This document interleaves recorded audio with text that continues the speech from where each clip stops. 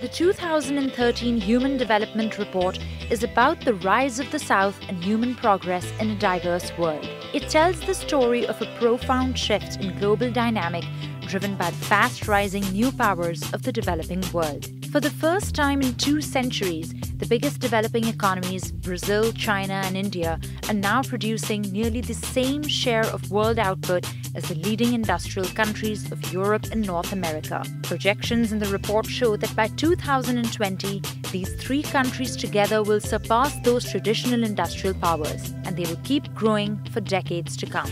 By 2030, 80% of the world's middle class will live in today's developing countries. The South is growing and fast. Living standards are also rising fast.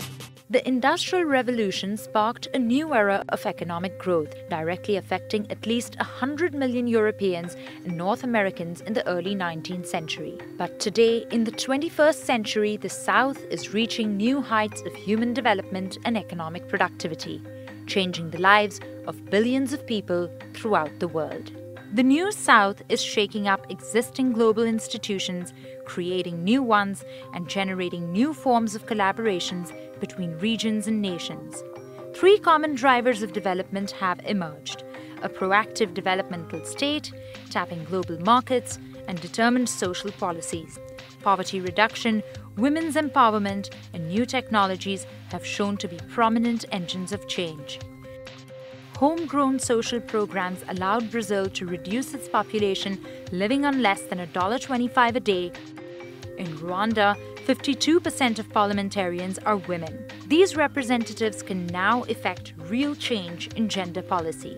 And in Ghana, 61% of cocoa farmers now own mobile phones. The fast-growing telecom sector has allowed them to better respond to changing prices and supplies. In the past 2 decades, developing countries have nearly doubled their share of the world merchandise trade. This has created new business models and offered developing countries access to affordable goods. But the momentum lies on fragile ground. Even for higher achieving countries, future success is not guaranteed. Nations of the South face the shared challenges of an aging population, climate change, political participation, and social equality. As populations become more educated, there is an increasing need to create employment opportunities, and the expansion of education must go hand in hand with job creation. Future environmental and natural disasters may pose higher threats to the poorest countries and communities.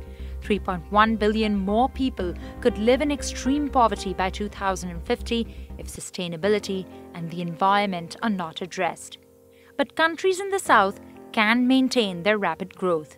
To do that, they must collaborate to enhance equity, enable voice and participation, confront environmental pressures, and manage demographic changes. The South's progress is immensely positive worldwide. Other developing nations can follow the trail blazed by the leaders of the South today. The emerging nations of the South still need the North, and increasingly, the North will need the South, leading to greater cooperation for greater human development.